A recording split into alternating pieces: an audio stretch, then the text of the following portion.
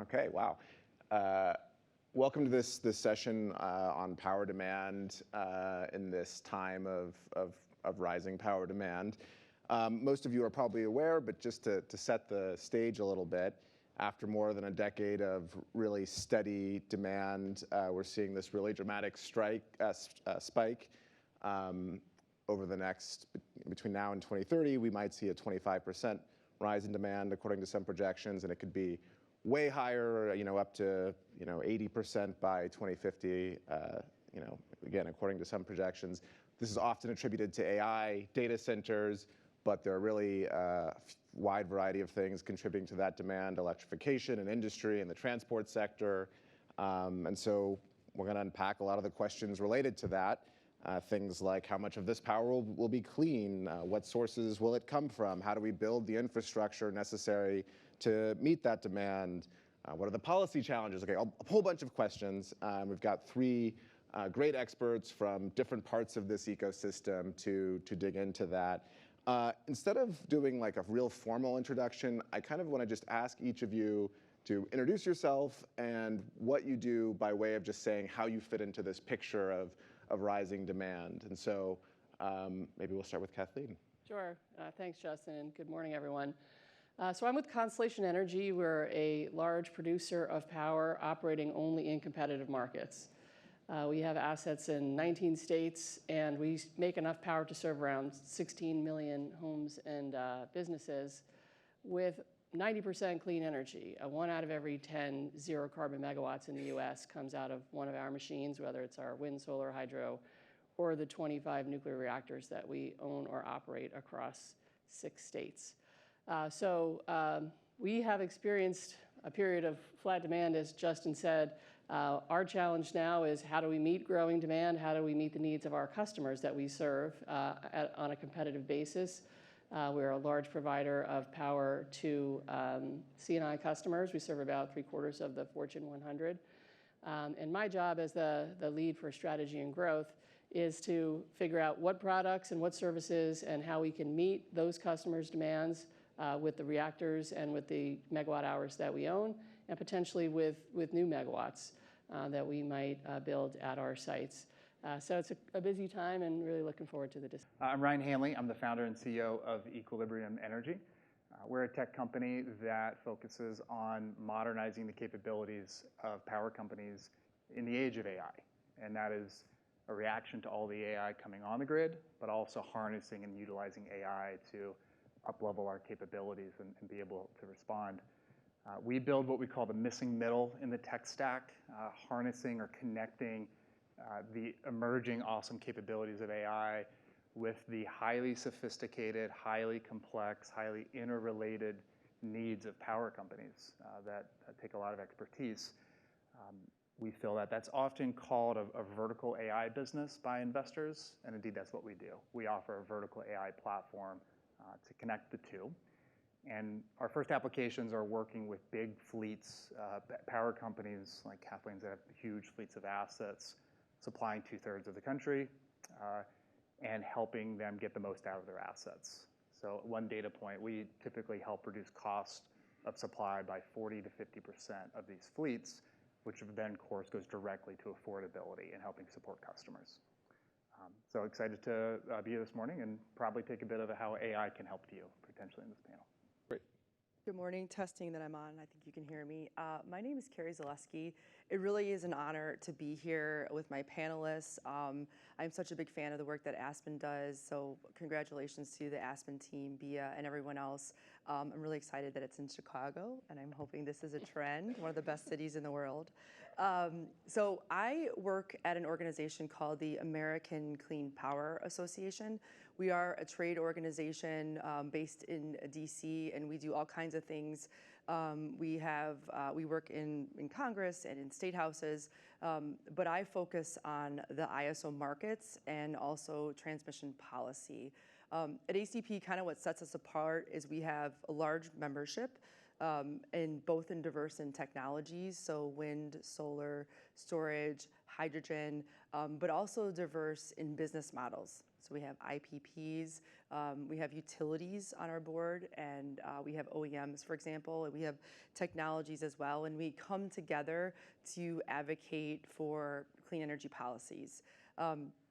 And how we fit into the data center revolution is we believe that we are a big part of the solution. We think that our technology really has come a long way, adding to reliability and affordability, and we see this as an opportunity to truly build out the grid of the future, which frankly has kind of been ignored for the last 30 years. So that's where we fit into the solution of meeting the load growth.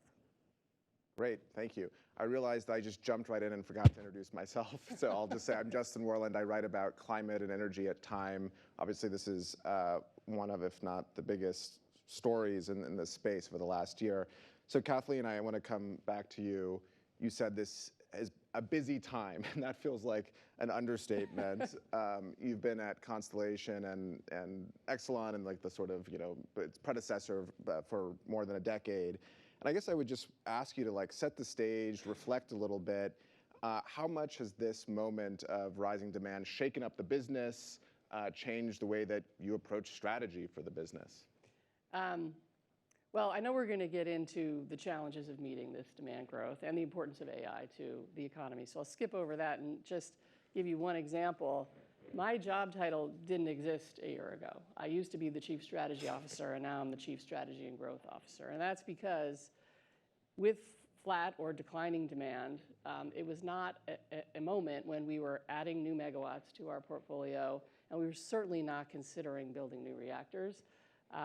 That has changed in this environment, and it's not because of some organic ambition on our part. It's because we have large tech companies, state governments, in many cases, in both the Biden administration and the Trump administration, the federal government coming to us and saying, help us.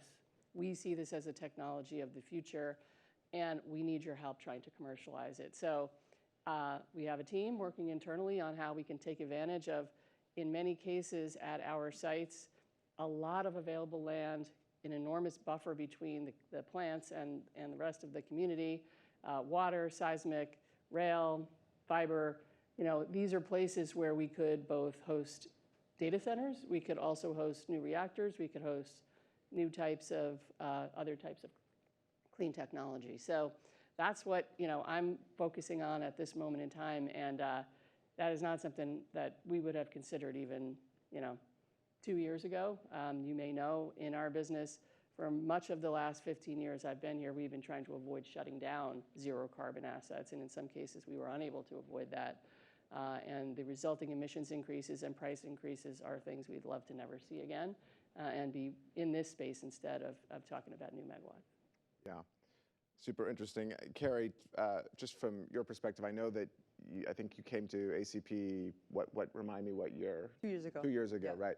So how much of a shift in the strategy for, your approach to, advancing clean power has this moment caused? I mean, is it sort of a wholesale rethink? What do you think? Yeah, I think when I first came here, we were always looking at how we needed to bring more resources online wholesale. We knew that the retirements of coal plants were coming. We've been living off of these investments we made 40 years ago. We've been having access to coal, for example, for 40 years, and we knew that they were aging and becoming uneconomic. So we knew that was going to happen. Obviously, I think the world has been flipped on its head because of load growth. Administration has had some impacts as well, to say the least. But at ACP, we've always thought that no electron should be left in the earth, in the water, in the sun, in the air. So all electrons, we need them now and as quick as possible. And I think what's changed is the speed and the pace that we need these things. Nuclear is an incredible technology. In Illinois, we have 54% generation nuclear. The ZEC investment was a really smart investment, it turns out. But to build new nuclear, it takes time.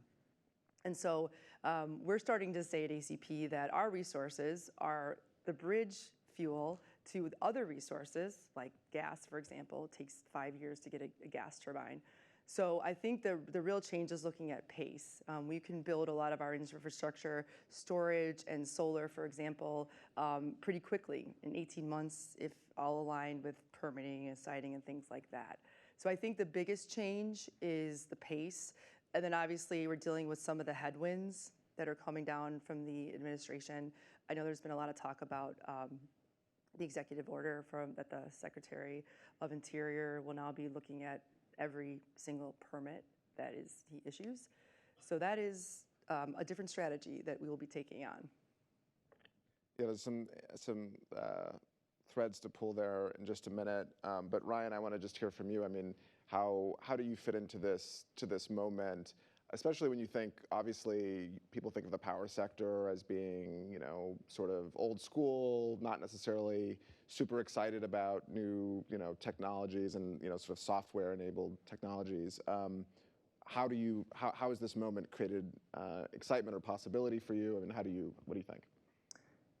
Yeah, I mean, before all of us, the power industry was the tech industry when it was electrifying the country. And in a world of growth, it did attract capital and all this innovation. The static growth for the last couple of decades has had an impact on investment, whether it's transmission investment or asset investment, but also capabilities of our companies have largely focused on maintaining the status quo in a cost environment that can be challenging.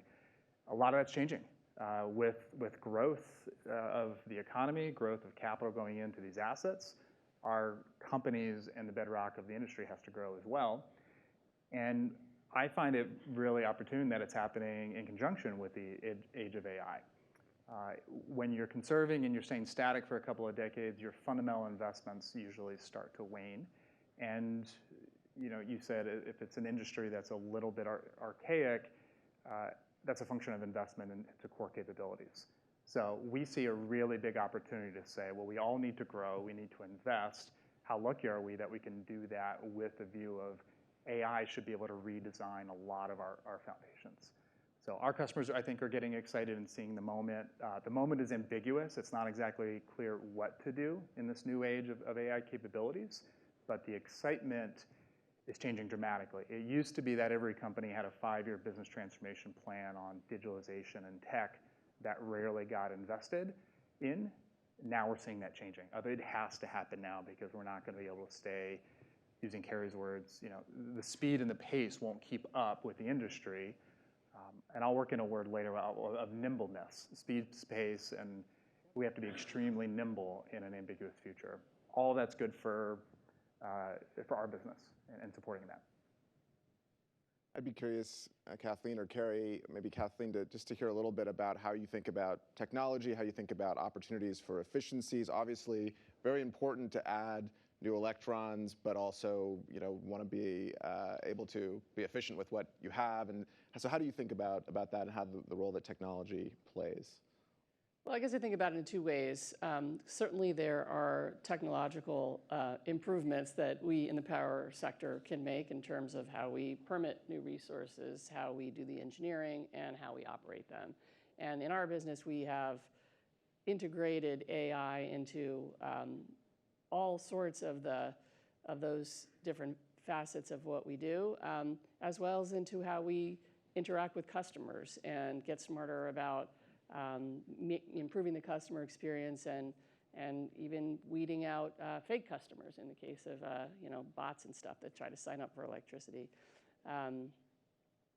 But part of efficiency is also market design and making sure that we have the right incentives when we're talking about setting the price for something that is an absolute necessity that people need every day.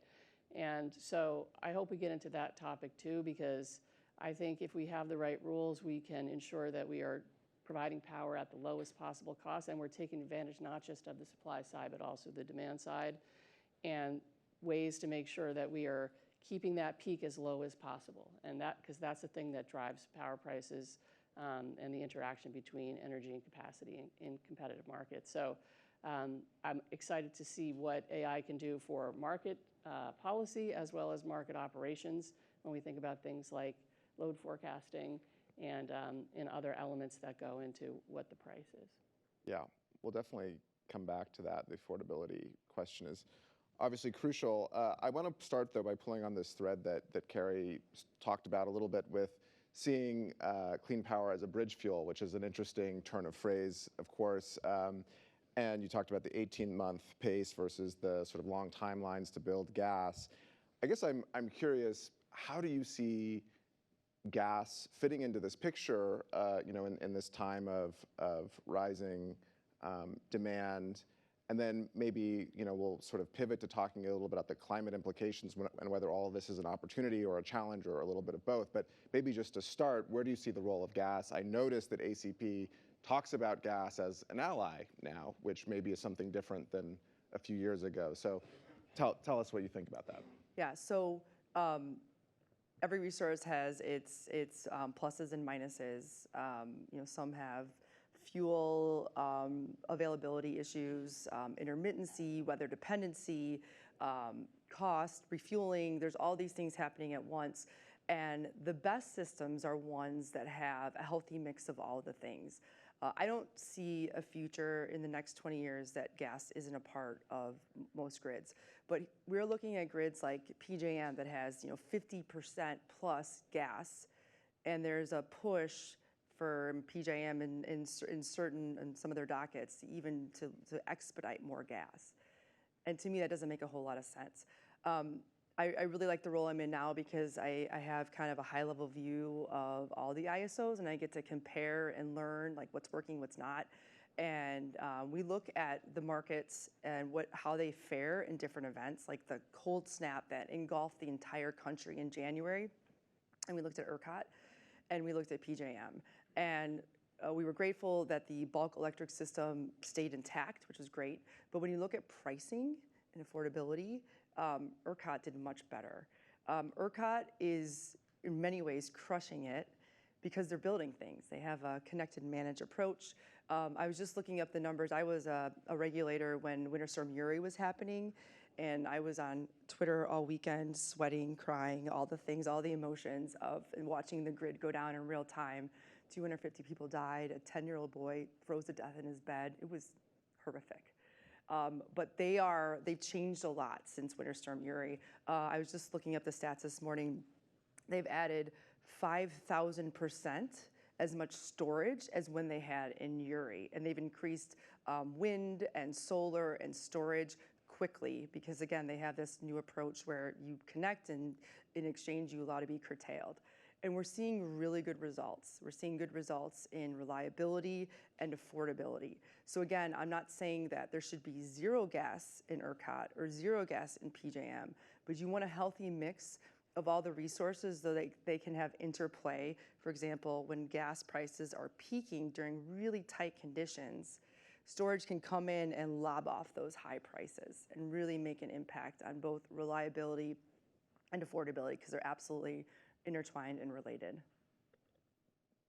Kathleen, do you want to come in? Obviously, Constellation is acquiring Calpine, which is an independent power company, produces a lot of power from gas. What do you see the role for gas in meeting demand in the moment? Yeah, I mean, I think your last word there is important. I mean, we are relying on gas now to power our economy. And we would struggle quite a bit if we didn't. So I think Carrie's right that it's going to be it's part of our present, and it's going to be part of our future. Calpine is a large natural gas generator. They're also the largest geothermal operator in the country. They have a large storage business, and they are the largest cogen operator. So they have the same. In fact, it's a company that we've worked with over the years on any manner of climate proposals coming out of the federal government, the various iterations of the greenhouse gas rules, for example, worked very closely with them on trying to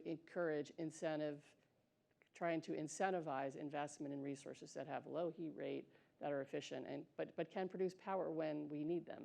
And I think that's the key point. We all love renewables. We all love nuclear. We can't run a system on renewables and nuclear, no matter how many 2-hour batteries we have in our fleet.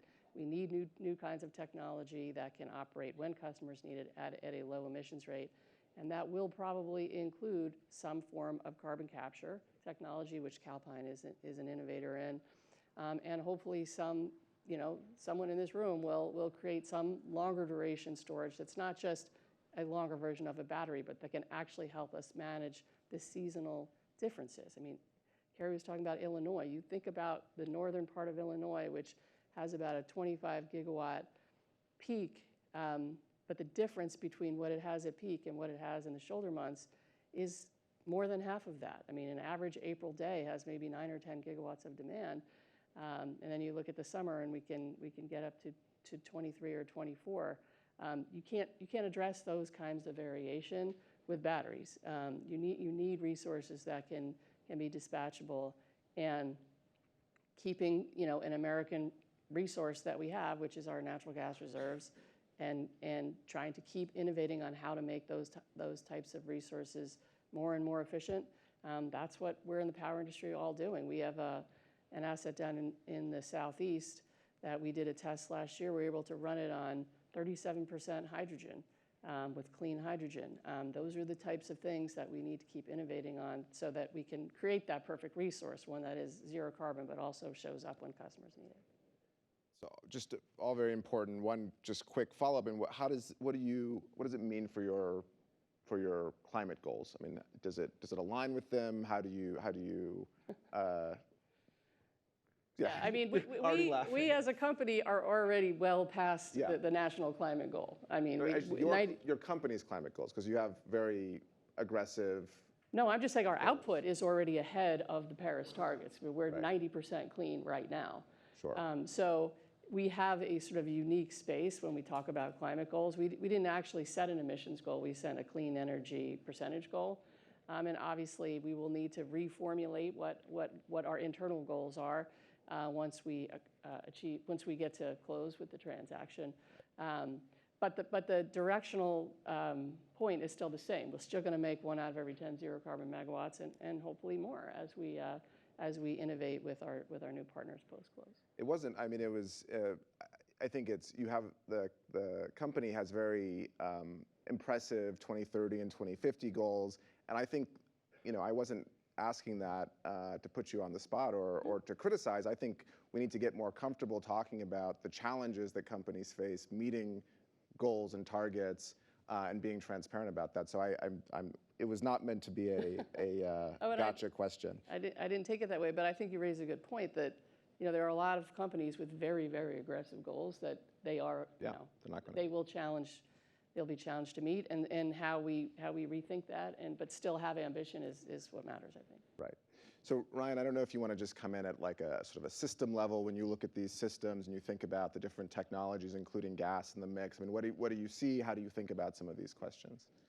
Yeah, let me weigh into the market design question that came up with Yuri and ERCOT. And if you are rooting for clean and climate, and I think this room is, the obvious data point comparing ERCOT to CAISO on the market approaches. There was a policy approach, obviously, in the renewable portfolio standards in California that seeded that industry, and then the market and the ability to interconnect the best asset at the best time. In ERCOT has had the size of renewables have now dwarfed California. So strong vote for letting the right assets win and setting the goals that are technology agnostic. I'll come to technology agnostic. When we pick winners and losers, it puts a thumb on the scale. Sometimes you win, sometimes, perhaps recently with wind and solar, you start to be on the losing side. And that puts an unfair thumb on the scale of what you see in your mix. We like diversity. You mentioned aversion to diversity. For what's ahead, we're not going to be able to forecast exactly what's coming our way. We're going to have that speed and that pace that challenges us. You could either forecast perfectly, which we can't, or you can have an adaptable, nimble system to deal with it. As far as a generation stock, a diverse generation stock gives you a lot of option value. Sometimes you have long-term assets that give you a lot of stability. Sometimes you need to get assets in the ground extremely quickly because you forecasted wrong. As a technologist, that leads us into, well, you need other things to be good at that. If you're optimizing one asset type, Some things are a lot easier. You could have permitting and interconnection really dialed in for that asset type. You could have optimization and running it really dialed in. That's a pro, but you then lose the diversity. So we spend a lot of time working with customers on being able to receive diverse, constantly changing portfolios and do the right thing constantly to maximize utilization, reduce cost. We think that's a little bit of a missing component, a capability component that holds back companies sometimes from being able to quickly adopt new resources because their systems can't handle it. They can't figure out how to get the return on it. So that's a piece that we see as really important that we work on. Yeah, that's great. So I want to just pull on the sort of, you mentioned the sort of, it's difficult to forecast perfectly, and of course, like that's one of the big challenges here is understanding exactly where demand is going. I mean, I named some figures at the beginning, but we don't really know exactly precisely. And I think there's a fear around affordability that ratepayers might get stuck with some of the costs of this, especially if the demand picture doesn't look exactly as projected. And so it's a good opportunity maybe to pivot toward affordability. And maybe I'll just start really broadly and just ask for some views about the best ways to ensure affordability, particularly in this kind of challenging demand picture in terms of projections, et cetera. And so maybe Carrie, will start with you.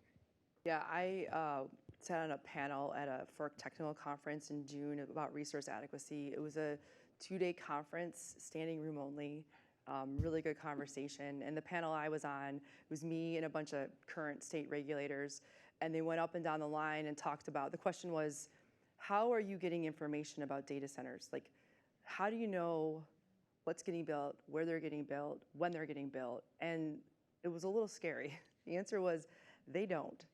There's a lot of good reasons for this. Data centers, they obviously have to make very strategic business decisions about where to build for all the reasons. There was someone that was talking for Microsoft about what they care about, land and energy, close to water, and they'll often shop different places. And again, that makes good sense for them, and we understand that. But the information is a lot of times guarded for a lot of good reasons. Like when a new business is coming to the state, they will have NDA agreements with our local utility, ComEd, for good reason. Again, like this stuff should all be protected. But I think we need to have a better understanding of where they're being built. There's been conversations of a program where we have details of where a data center is looking to build, and if they're looking to build in multiple places, and whether that should be made public. I don't have a really good answer on that. I'm sure there's people in this room that may work on that issue. I know there's a lot of good work that states are doing about site control, and the CEO of ComEd was talking about more money down, higher deposits for different data centers. States are putting in things like exit penalties, and they're requiring long-term contracts. So really, we want more certainty. And I think that's the key to all this. I think we can all make better decisions, and we can all plan the grid. Like, how much transmission do we need? How much load do we actually need if we have more of a true vision of what's coming in the next 5 and 10 years? Is there a sense, I mean, the hyperscalers have, such deep balance sheets. They're willing to spend to get, power on the grid, and to purchase power, I should say. Do you see a willingness, you mentioned exit penalties, right? Do you see a willingness to engage in sort of unique mechanisms that might protect against some of these challenges, or is that like too fraught an area? We have, I've been looking into this, and I've been talking to Data Center Coalition. I don't have a really deep expertise, but my understanding is, saying something obvious, they don't want to see in a moratorium. I think that's their biggest fear.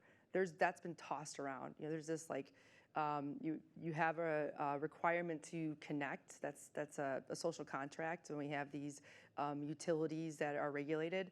But there's a conversation of whether they should either be put in a different part of the line to interconnect, or there should be in a moratorium. I think they want to be treated fairly. If they're treated as large loads, they don't want to be treated like a super class of large loads. They want to have some clarity, transparency, and parity on how they're treated. That's my basic understanding of the rules they're looking for. But they are willing to pay more, to your point. Right. It just seems like there's and I'll be curious to follow and maybe connect with you later as things develop, but to follow where are the sort of unique policy solutions and fixes emerging that can be scaled to different markets, because it's like, it feels like there's a fairly obvious problem and maybe a policy fix down the road. Or bring your own load, I was going to say. There's an expert, I'm sure, that has a lot to say about collocation. Yeah, I mean, I guess, look, you take a step back, some of these companies, which are big companies, and they have enormous market caps, that's obvious, but they're also part of the reason that we have the build out of renewables in this country that we have. They go beyond what's required of them, and they have invested on a voluntary basis in all kinds of new technology. But the PPAs they signed with, over the last 20 years or so are the reason that we have a lot of the clean resources on the grid that we have. And there were some of the companies we were talking about earlier that have these very strong and ambitious climate goals. So I don't think contracting with clean power is sort of an issue. I think the issue is this notion that just because they have deep pockets that we should upend the entire regulatory construct and change how we do rate design. I mean, I think that's the thing that they're just sort of trying to call out. We have had periods in this country where we've had tremendous load growth. Back in the 50s, we had 9% year-over-year load growth. We had air conditioning, we had manufacturing, we had a lot of reasons for that. Same as right now, we have transportation, we have onshoring, we have other types of manufacturing. And so I think it's just a question of balance. And I think you asked the right question, like what are the innovative rate design solutions that with their help, some states have come up with. And it does differ, whether you're in a regulated or a monopoly versus a competitive market, what the tools are. But there are tools out there, and I think they're working hard to try to figure out what those should look like so that their product, which by the way is also the thing we're consuming every single day, and our hospitals and our police stations and the national security of our country are relying on, they're building this for us. And so just sort of having it be a two-way dialogue, like Carrie said, and have some level of parity, I think is sensible here. We don't want to lose the AI race to China because we delayed in a regulatory agency for 3 years, like the rules of how we're going to get these loads on the system. That was a lot. There's a lot there, and there's a lot to come back to. So I want to come back to some of those things, but I do want to just maybe round out this affordability sort of angle first. Yep. And so I don't know if you want to come in on anything else very specific to affordability. Yeah, the one thing I would say is just to drill down on the demand side, and I alluded to this earlier. We tend to think of everything has to be a new megawatt. And when we do that, we are choosing the most expensive path, and that is not something we should do in our industry. We should do the cheapest thing first. And the cheapest thing is often paying someone not to use power in that moment. That is always going to be cheaper than a new wind farm or a new solar farm, a new gas turbine, or a new reactor. So having the incentives for that, which we are starting to see get more in place in the organized markets, and states can do that themselves. They can do procurements of demand response over a longer term basis to make sure those resources are available. I think that's super important at this moment too. If I can add on to that, there was a really interesting paper that came out, I think in February, by Tyler Norris from the Nicholas Institute, where he said that if the demand side of these data centers could be flexible 0.5% of the time, we could find 100 gigawatts on the grid. That's crazy. So the question that I'm trying to understand and educate myself on is how flexible are these data centers?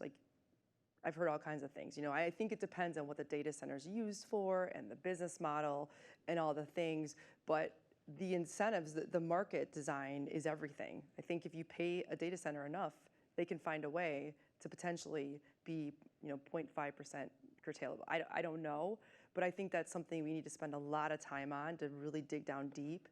I don't think a data center would offer that up, so I think we have to ask the right questions and have a really frank conversation about the technology.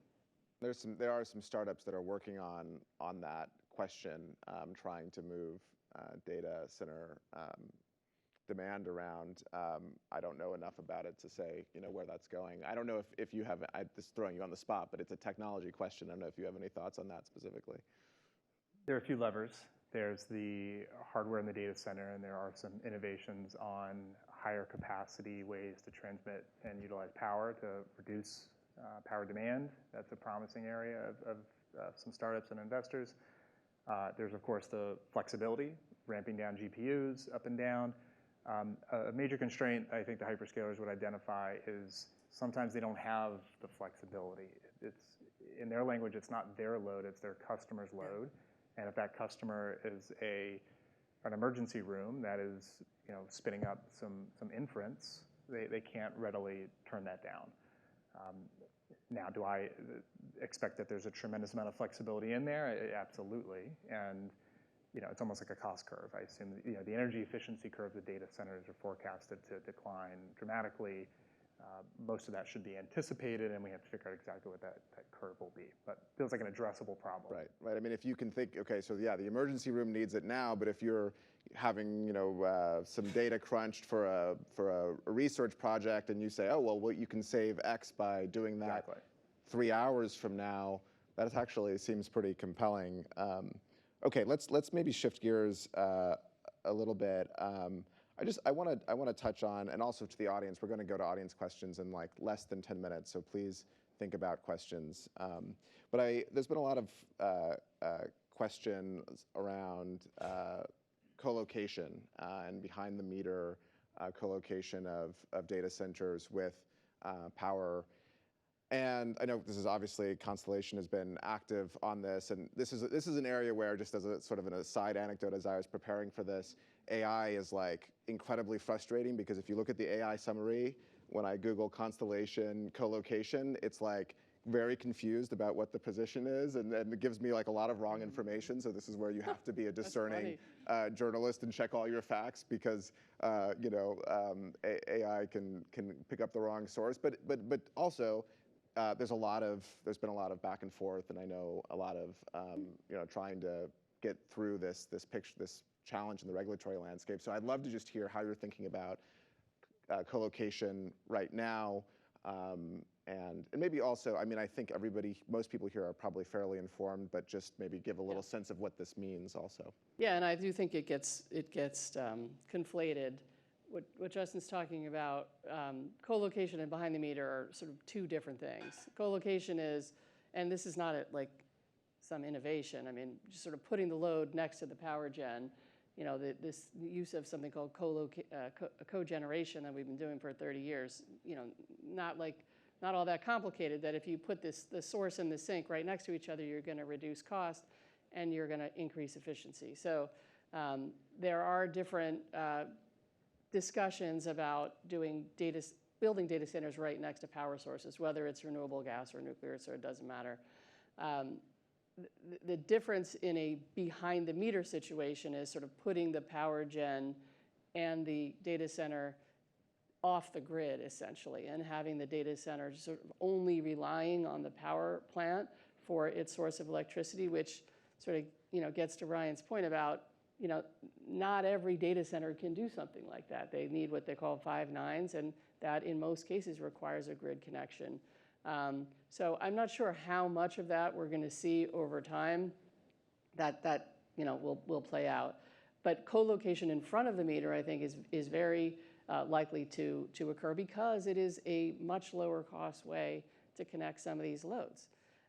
It's in the main going to require far less transmission build out, and it reduces losses, and it takes advantage of the point I was making earlier of the land buffer and the water and the rail and the fiber and the infrastructure that's already there, and water is an important one, because I know that is a focus of a lot of people in this room, and in general of the impact of data centers on our water supply.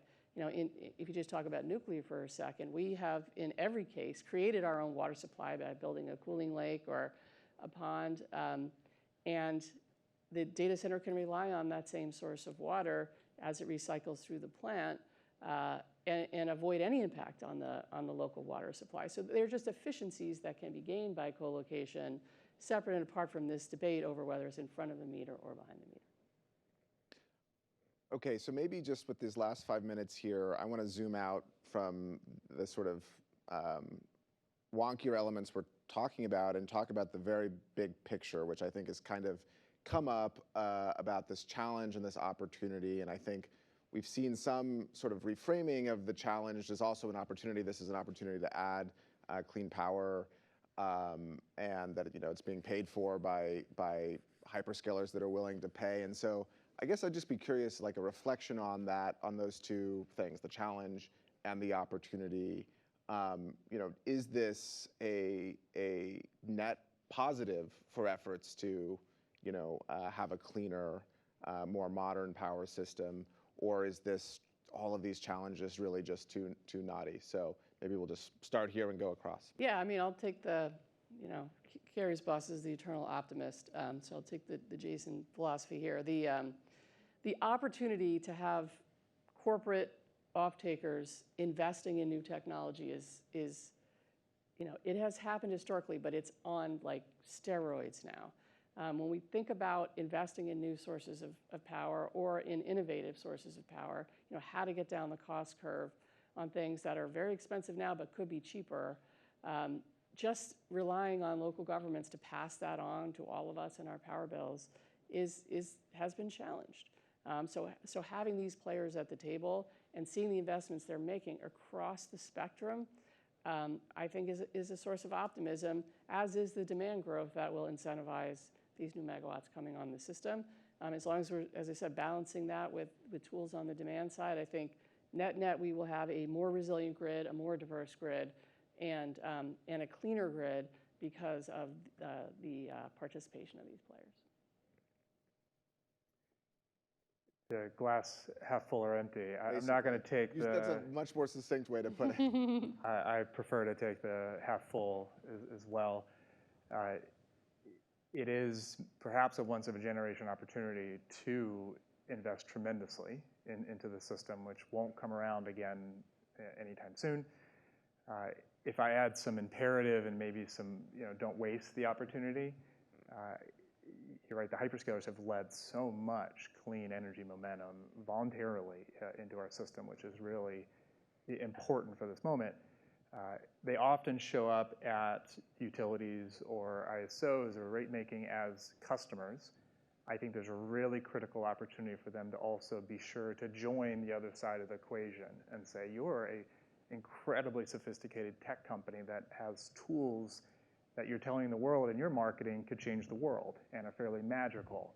A strong imperative of please don't miss that moment on helping apply that to the equation as well, not just your policy of wanting clean energy and all these other things.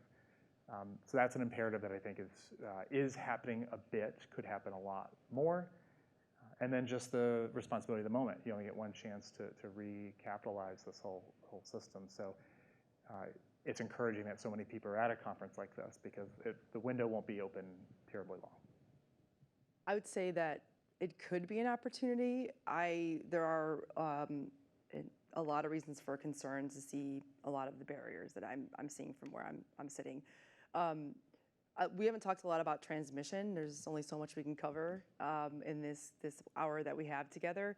But transmission has been neglected even before the load growth came. There was recent years that only 500 miles have been built. And we did a study that said we have to double the grid in the next 10 years. So we're very far behind. And even, we're seeing roadblocks. We saw unfortunate tweets about Greenbelt, for example, roadblocks that are being thrown up everywhere for political reasons. So I'm concerned that this is becoming politicized. So that's a huge barrier, and it shows itself in a lot of ways, like queue jumping, things like that. It could be done really well if we, again, if we're prioritizing and thinking about what we need to build and invest in first. There's a lot of resources that are ready and wanting to be built. There's incredible new technology, like Ryan's company on the software space. Long duration is looking very promising. There need to be the right market signals, and we need to understand how to use it on the grid. There's so many applications for storage where it's not being valued as it should. So it could be great, but there are a lot of headwinds right now that we have to work really hard to push against. Okay, great. So let's take a few questions. Wow, good. We've got a good Wow. number. So let's just be. I'll do these two first. Maybe if you both can ask, and then we'll answer. This is a fantastic panel. I really love this. So I grew up in this industry. Our family business built one of the first digital substation power meters.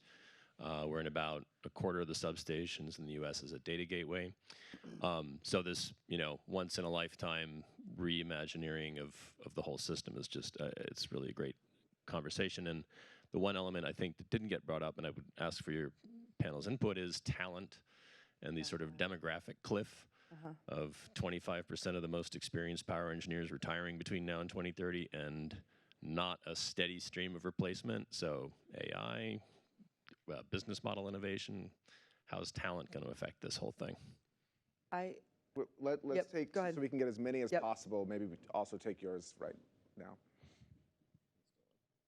Great. Well, thanks to all the panelists for being here. I'm Edward Yang with Prelude Ventures. We invest in early stage startups that have the greatest potential to mitigate climate change, which I feel safe using the C word in this setting.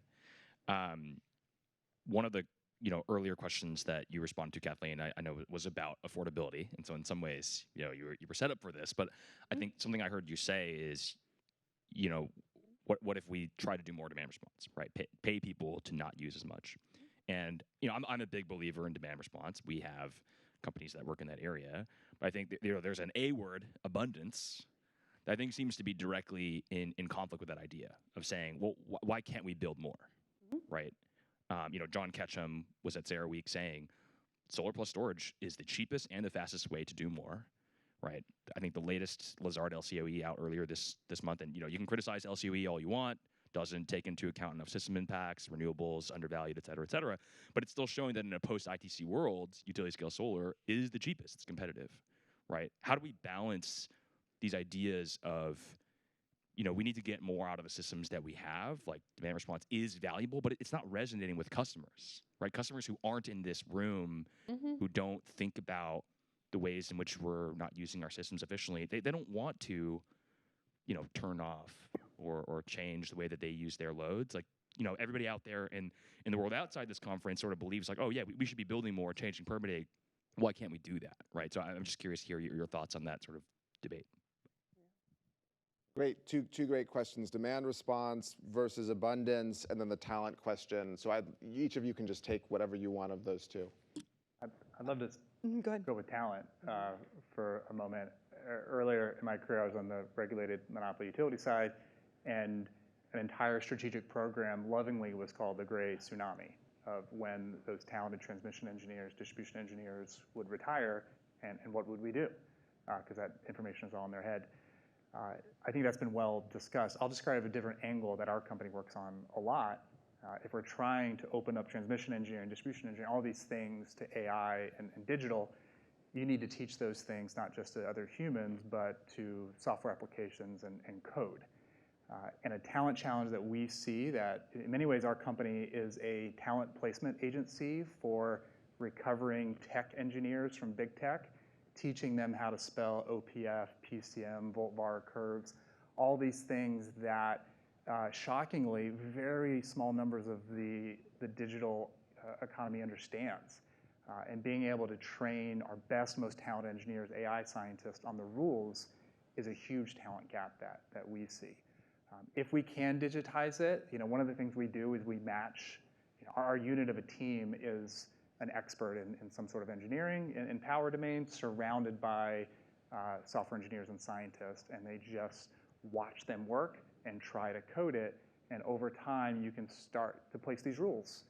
And those rules really helpfully perform as guardrails for AI. You mentioned the hallucinations that you got in Constellation. Anybody in power cannot live with those hallucinations because people could die. Taking the knowledge from that talent, putting it in code, provides guardrails that then prevent hallucinations and give us a bridge out. So maybe a slightly different take on the talent gap that we see on the ground. I want to just add on to the talent point. So I went down to my alma mater and sat down with the Dean of Engineering at the University of Illinois and asked this question. I'm like, why aren't more students going into power systems engineering? It's like, everybody wants to be a computer scientist. It's the hardest school to get into at U of I. When I was there, it was electrical engineering, and now it's swung to computer science. It's not really hard to guess why. He said these students are graduating with offers in Silicon Valley for $200K, right? Like, so that is awesome, and then AI is exciting and interesting. So I think where we need to start, frankly, is at the high school level and even at the elementary level. I think we need to get people excited about this field. I think we need to talk to students about how exciting and fulfilling a career in energy, all energy, whether you go into the trades and you work for a utility, that is a great career path. But I think we need to really start at a younger level. I was at a retreat where we were talking about this very topic, and one idea was like, let's get influencers talking about it. I mean, let's meet them where they're at and talk to them about how exciting this space is, and that we need all the people. We need the power systems engineers. We need the people that can talk about this stuff, the comms people, the lawyers, the trades people. They all need to flock to this industry so we have the best and the brightest solving this big problem. Yeah, I'm going to pick up on what you just said, both on the influencers and the high schoolers. One of our newest employees is called Grace Stanky, who actually was Miss America. But she also was a nuclear engineer at University of Wisconsin. We offered her a job when she was coming out of school, and she wanted to stay involved and I should have said her Miss America platform was nuclear energy, and it's important to the climate. And one of the things she said to us is she wanted to stay involved in speaking to the young people. She likes going to those rooms where she can talk to the kids about the importance of climate and clean energy and the role of nuclear. But she also wants to be a nuclear engineer, so we designed a job for her where she's in our fuels department, she's helping with the cores, but she's also running around the world talking to all kinds of people, but spending a lot of time in those classrooms, which I totally agree. That is the reason we started it's a program we call the Youth Energy Summit, where we go out to all of our states where we have assets, and we fly these kids to Baltimore, and we put them up in a dorm, and we teach them about all manner of science, technology topics, but we also take them out to the plants, our hydro dam, our nuclear plants, and we spend time with them as leaders. We sit around the table with them, we talk to them about what we do and why it's so cool. Any kind of job you want to do, you can do in our company, and we have started to see return from that. Those kids are now interning at the plants, and hopefully when they graduate, or not just in the plants, in different parts of our corporate center as well, and hopefully when they graduate, they'll be future leaders in this space. But before we had that program, we could go to campuses and talk to people for a half an hour at a job fair, but it didn't give them the vision into what we're doing here and why it's so cool. So that is something I think as an industry we're all going to need to do. We're going to need to go out and explain to kids why not just the 4-year degree type jobs, but like you said, the trade jobs are family sustaining jobs. You can make an extremely good living with extremely good benefits coming to work in this industry. So totally agree on everything you guys said. To your question, I do think there's a difference when you talk about demand response when you're talking about residential versus C&I. So I totally agree with you. Your average person is not that interested in turning down their air conditioning to save $4.32 a month. But these C&I customers absolutely will, if they have the ability to adjust their usage, they will shift it according to a price signal. Electricity is often one of the largest costs or the input costs to what they're making. And again, if their business allows that, we've had these customers over the years. They have been less interested when power prices were lower. But I think as you see the impact of the supply-demand imbalance affecting prices, and if you are able to design programs that will pay them for what they're giving to you, which is avoided megawatt hours having to be consumed or to be procured rather, they will come back into the system in the levels that they used to be when prices were higher. But that being said, I am not suggesting that we don't need to build new megawatts. And if solar plus storage is really the cheapest option on the deck, then you don't need a $30 a megawatt hour tax credit through the IRA, and you should be building it anyway. And guess what? We are building them anyway. So that is going to continue to happen, and we need that to continue to happen. It's just that we need to use both sides of the equation is the point I was making, and we also need to be investing in technologies that can dispatch over seasons, not just over the course of a couple hours. Great. I just one very small thought on the framing here. It does seem to me that I mean, I think it's very interesting, the demand response versus abundance, but I don't know that from a consumer perspective, we have to think about being efficient as you know, opposed to abundance, right? Like we can be efficient and also have abundance, and like, you know, if I plug, you know, something in and it automatically will charge at the time when prices are low, like I don't care. Like that's abundance to me. That's living a smart life. Let's take a few more questions. We'll go here and then here. And if you can make them quick so that we can try to get to as much as we can. Yeah. Hey, it's okay. I'm Clara with Public Citizen. Thanks so much. First of all, I was bummed to hear you all say that we need gas for the next several decades. I think if we say that, it's definitely the realpolitik approach, but we have to say what that means to the climate and to the people on this planet. With all the methane leaks, we know that it's arguably not better than coal. But I wanted to ask you about two things. So yesterday, I was asking folks, can't we just do renewable on-site generation for data centers? And I was told it's 3 to 5 times more expensive. Not sure if you agree with that. But I called my friend Mark Jacobson at Stanford this morning, just on the way here, and asked him, is this true? And he told me about a new technology that's coming out that's really promising, advanced geothermal for on-site generation for data centers. So wondering if you know about that. He said it takes 3 years to come online, and it's really, really efficient, and it doesn't take water, and it doesn't do all the things. And second, he said that in California, they're the 3rd largest data center builder in the country after Virginia and Texas, put on 1.3 million cars on the road, electric cars on the roads, and yet their demand is only slightly higher this year than last year. And he said it's because rooftop solar is offsetting that demand. So just two things that were kind of optimistic and hopeful for me that I'd love for you guys to mention or discuss. Okay, and so we're going to be really bold and just take a 30-second question if you can.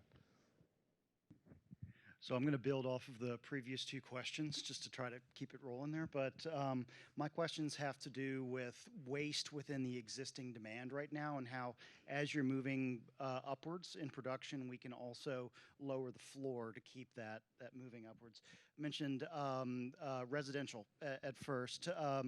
One of the key issues we see in rural communities is issues around efficiency of the home, where weatherization and improvements and appliances, especially if rural co-ops or nonprofits are helping these upgrades, can greatly improve not only the affordability, but the ability of the individual ratepayer to be able to meet their bills. So I'm curious, for that investment that you might have for them to turn off their industry, could we also be investing that money in quality of life for our neighbors? The second one is looking at waste within industry and data centers producing a lot of extremely heated water that's being lost out into the environment instead of that heat being able to be sent back around. So how can we create greater circularity in our energy production so that we can potentially use some of this energy production twice or more? Great. So unfortunately, we're not going to be able to get to all those things from both of you, but just if you want to come in on any of the things you heard, just to close us out. And also, briefly, if we can. I heard some folks from the city of Chicago talk about your question yesterday, and for data centers that are close to sources of demand, recycling that waste heat for use in buildings. Apparently, there's a ton of people working on that here, so I'm not the expert, but it does seem like people are trying to get at that excellent question. And then, yeah, I think advanced geothermal is super exciting in the western part of the country. I don't think it's true that it doesn't use water. But I also think that, the issue, of course, for the data center is is 5 nines. So geothermal makes a lot of sense. I think it is true if you're going to try to power a data center with solar, you're going to have to overbuild to account for the times when you don't have the sun. So I think that is just a reality of the situation. But geothermal, super exciting, and I think there's a lot of innovation in that we should be paying attention to. Yeah, and do either of you want to come in? I mean, I don't, just pulling on a couple of the threads, the point about gas, I think, we talk a lot about even the reliability of gas and how it can be a single source of failure. So, when the lights go out, people die. Like that is a truth. And I think, and the hope is to get there at some point where we can wean off gas at some point. But I think there needs to be just a realistic view at the true reliability. This concept of dispatchability, I used the word nimble, and I think that's a much more important you want the resource there when you need it. And so there's a lot of legislation going around about dispatchability, and I have a lot of thoughts on what that should mean, but it seems to be now code for thermal, and I disagree with that. So I think there's a lot to pick up on that. I think there's a lot to do with virtual power plants. We haven't had a chance to talk about that. I think there's a lot of really interesting solutions. And I agree, very excited about geothermal as well. I'm just trying to rapid fire thoughts. Yeah, Sorry. Geothermal is exciting. There's probably some investors that can tell you a lot about the excitement in geothermal. Doesn't apply to the whole country. Some of the critique is the total magnitude. It doesn't solve the country's problem, but really exciting, and Mark does great work on that. I'll call out one of the challenges of building a dynamic portfolio that doesn't include something that has 5 nines is number one, the cost. We all talk about the cost of wind plus solar plus storage. That's well discussed. Those cost curves are coming down. Once you're done with the cost, you have then operating it. You need to then dynamically ensure reliability with a moving portfolio. That is solvable. We're getting closer to solving it. It's not intractable. The third one, I think that gets less attention, but there's a lot of either new independent power producers or IPPs that have added this to their strategy of financing that dynamic portfolio is hard because you basically need to finance a couple of different assets together. That's an asset class that nobody understands right now how to finance. Increasing the capital stack being applied to that can make it used in practice. So we see a lot of work on modeling the financials and then putting hedges on those financials so that you can be sure financially you're going to get your money out as a gap that will be solved, and there's a bunch of new power companies working on that model. I hope it kicks off some natural gas when it comes through. This has been an excellent discussion. We're out of time. I think I feel like it's like a cliche to say we could go another hour, but truly we just scratched the surface of everything relevant here. I think for me, the biggest takeaway is this challenge and opportunity at this moment here. And I think one of you said it, maybe you, Carrie, but I think it's not just a sort of a moment where we're just going to watch and see what happens. There's a lot of active decision making to actually choose to take advantage of this opportunity. And so hopefully folks in here leave thinking about how they can push us all in the right direction. Thank you again to this excellent panel.